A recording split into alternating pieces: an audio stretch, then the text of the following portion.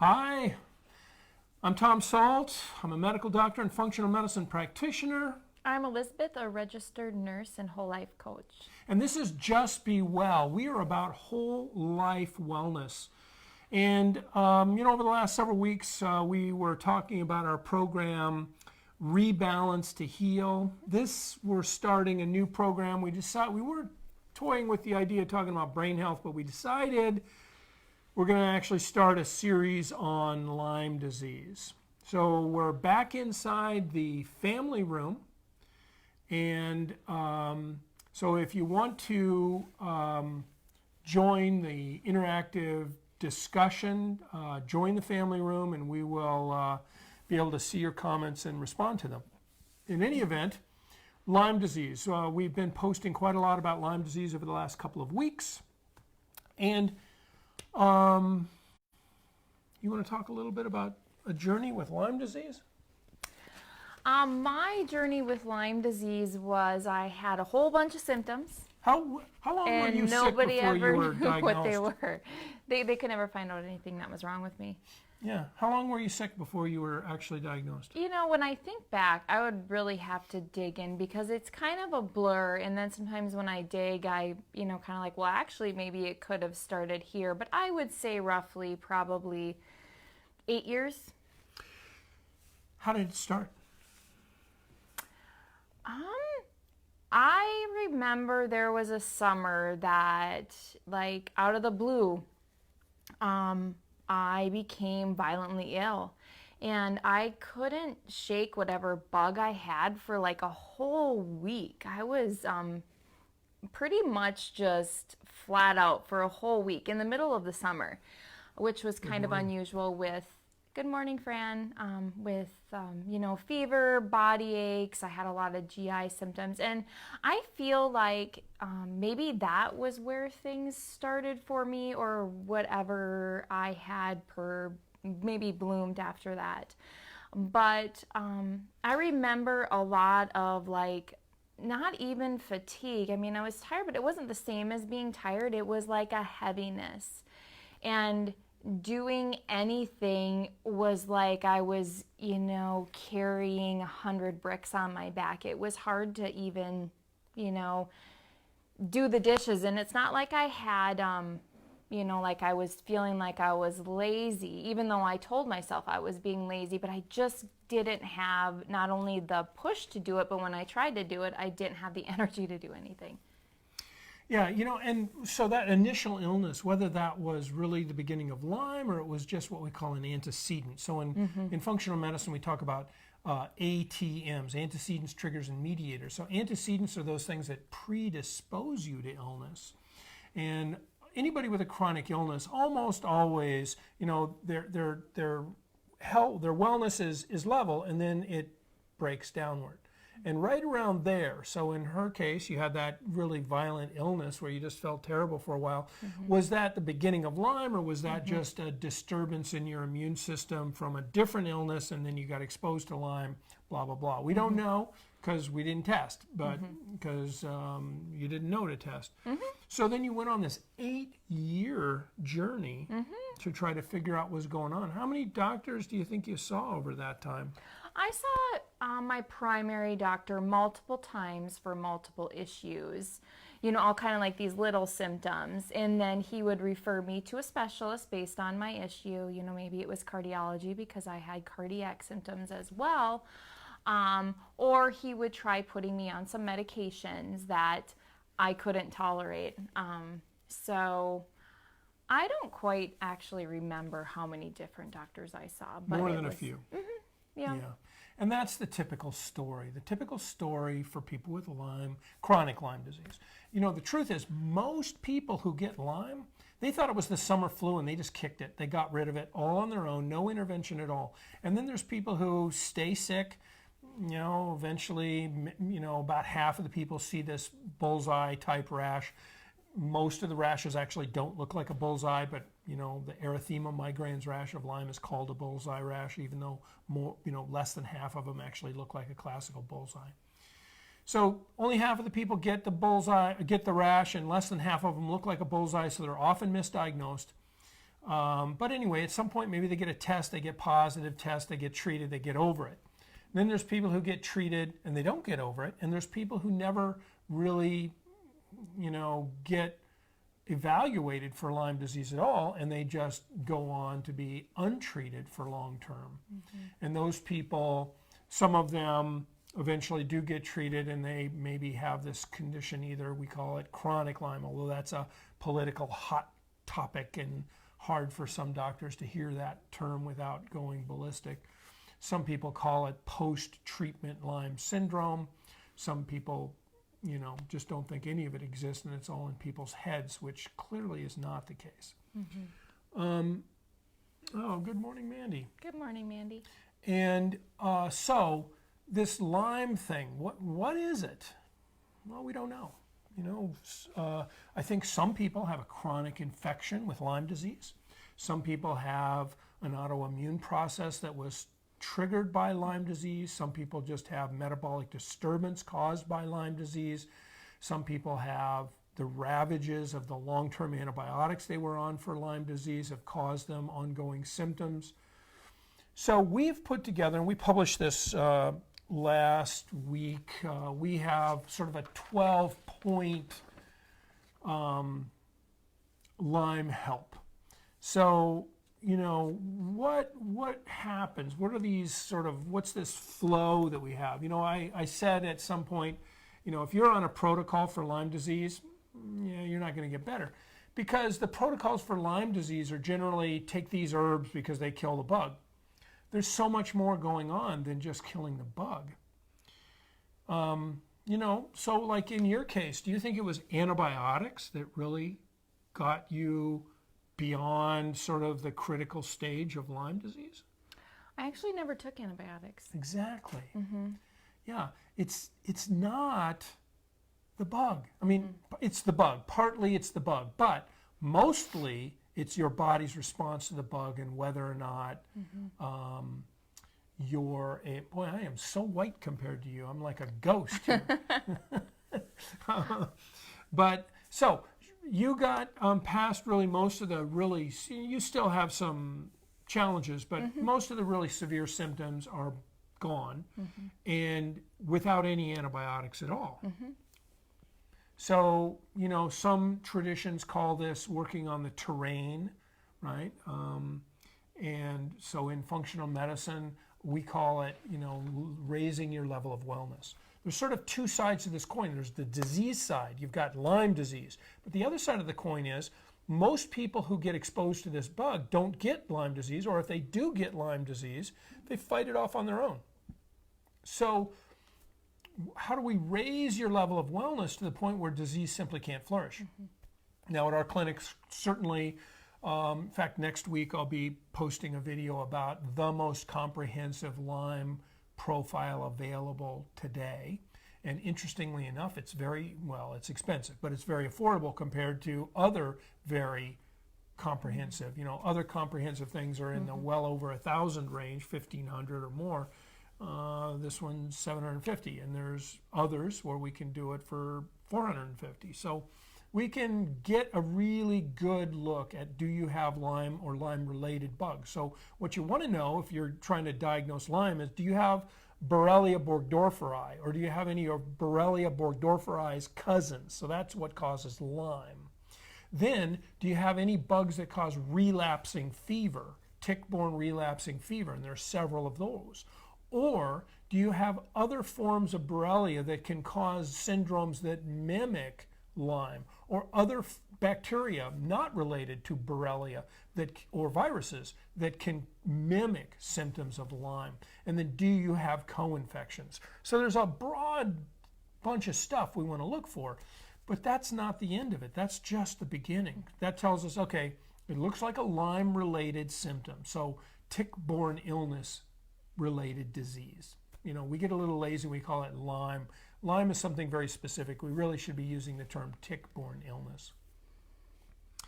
So I can't even remember. Did we test you for co-infections?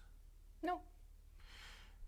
So most of the time, I'm treating people so broadly with herbal antimicrobials and immune support that I don't test unless people aren't getting better. Well, I should say I don't always test broadly for all the co-infections. Although, because I've been doing this so long that I've sort of already treated, I don't want to say this out loud, but easy cases, that now all I really see is tertiary care referred from other doctors where they couldn't get them better cases. And so now, I have to dig a little deeper. And so we do a lot more co-infection testing. And then we have to do testing of you as an individual. So we do organic acid profiling. Organic acid profiling tells us about how efficiently your metabolism is working. Did you have a NutriVal done? Mm-hmm. Yeah. How did your NutriVal look? Do you remember that? Vaguely. I know it showed issues in my gut. Yeah. Almost everybody imbalances. has gut issues. I think that my fatty acids were off, and I had evidence of heavy metals. So here's an interesting thing. This is Miss Clean Diet, right? She's Miss Do the Diet Right, and she had fatty acid imbalances. So fatty acids are those healthy fats in your body, and she's eating good stuff, right? But she had so much oxidative stress from being chronically unwell that she was burning them and destroying them.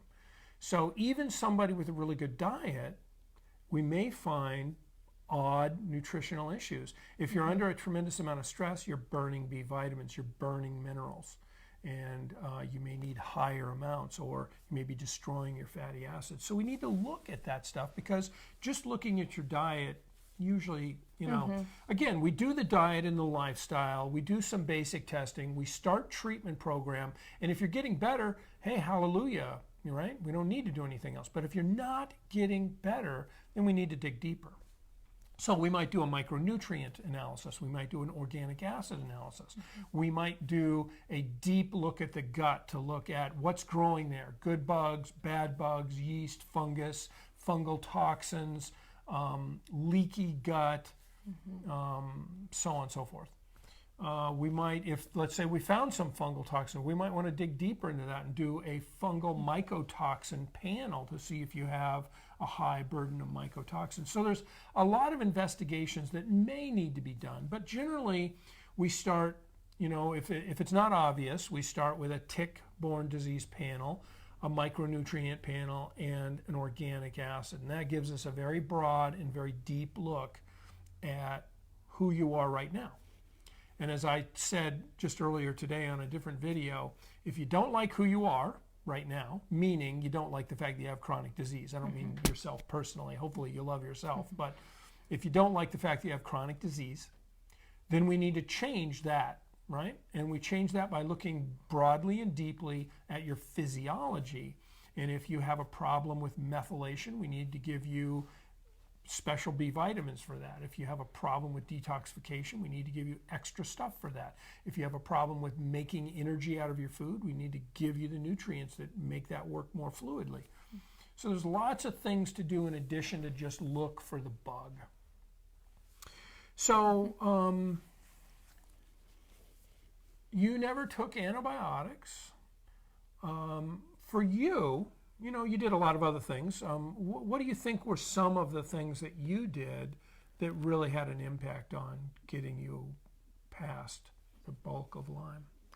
Well, initially it did start with some of the herbal things that you gave me to kind of so my body could get a handle on it. And then after that, I would say it was more so just looking at my life and being like, prioritizing things and really getting rid of those things that brought me that higher levels of stress. And I really worked on my stress management and my self-care. And this is something that people with chronic Lyme don't want to hear. But it's true. In fact, I was on a Lyme blog the other day, and the person said, if I would have known that living in deep gratitude would have helped me get over my Lyme disease. I would have done it 10 years ago, right? But you have to be led there. You have to get there. But the truth is, when your limbic system, so the limbic system is this deep switchboard, the switchboard deep inside your brain, and when it is overstimulated from the chronic illness resulting in your body always being in this hyper defensive mode. So just a little smell that's off will set you off into defensive mode. It suppresses your immune system. It activates your autonomic nervous system to be in fight or flight. It disrupts your circadian rhythm, so you sleep during the day and are up all night. It does all these weird things that people with chronic illness will tell you are them. And until you, bang, hit the glass on the thing there, until you sort of get a handle on that, your disease biochemistry will be perpetuating itself. So, herbal stuff to kill the bugs and keep the biofilms healthy and your probiotics healthy, other nutrients to optimize your physiology through those organic acid tests and all that kind of stuff, and then retraining your limbic system to not always be on super high alert. And all of that is really mandatory when you're going to be treating Lyme. And the beauty of functional medicine is that it's not just, we'll do a whole bunch of tests and then see what falls out of them. The tests are highly directed based on your timeline, your functional medicine matrix, and how you responded to the last thing we did. So if you respond super well, we don't need another test. But if you're not responding well, the question is, in what way are you not responding well? And based on that, and based on your previous tests, what is the most likely next step? So it's a system. So often in holistic medicine, somebody just has their pet test that they do. Well, that's nice for the people who needed that one pet test. In functional medicine, we need to look at the totality of the individual in front of us. So that's functional medicine and its relation to Lyme disease. So at this point, what's your sense of Lyme disease and things that may help people that are out there? What would you recommend that people do as a getting on the right path to helping themselves? I think you have to remove yourself from the perspective of, okay, this is where I was at, this is what I want to be able to do, and really just, have the love and compassion for yourself to really nurture yourself. Like if your child was sick or, somebody you're caring for is ill, doing those things for yourself and really just allowing yourself to let some of those things that you don't have to do fall off. And really, I feel that, self-care and doing those small things are not only necessary, I think that they're mandatory for healing. Yeah, and part of that, so it sounds a little fluffy, right? But what she's really talking about, in addition to the, quote, fluffy stuff that's actually mandatory, self-care is about not giving up. So many people are at home, they feel crappy, they went to their doctor couldn't find anything, suggested an antidepressant, they took it for a while, didn't seem to help, they're not really feeling like they're depressed, they just feel terrible. It's continuing the journey. Having enough self-care and self-awareness to realize I'm sick, and if that doctor can't help me, hopefully another one can, and keep up the good fight for your own health care. So doing that and doing the things like, part of that self-care is letting go of the idea of I'm a terrible mom or I'm a terrible dad and I'm lazy because all I can do is eat, sleep, and get to the bathroom, and that's about it. There's more to being human than that, and that doesn't mean you're lazy, it means you're sick. So let go of the guilt, let go of all that stuff, and just have a plan to move forward with finding the path to wellness. And self-care for me is, it's meditation. It's maybe a massage if if my muscles are really sore. Maybe it's taking some extra steps to help my body gently detoxify. It might be a therapy session with my counselor. It's taking those pieces of self-care that really promote healing and wellness. And the things that we often don't do. I mean, I have a small wellness boutique downtown, and a lot of the therapies that I offer, I don't take the time to do myself. So it's like, how do I expect my clients to take time out of their day to come in and do them when I can't even do them and I'm there? Right. So it's just things like that. Right. It's putting yourself as a priority. Yeah. And you have been actually pretty good about getting some of your therapies, but not I as have much been the last month or so because I started to feel crummy. Yeah. So, your body is really telling you things, and you have to listen to your symptoms. No matter what ailment you're dealing with, you need to listen to yourself. Yep. Okay, so I think that's about it for this session. We're going to continue to talk about Lyme disease and some of the crazy things that happen to people and what we do, and different therapies that we employ over the next few weeks. So we'll see you next week at 11 a.m. Central Time on Thursday. So we'll see you then. Yeah. Bye. Bye.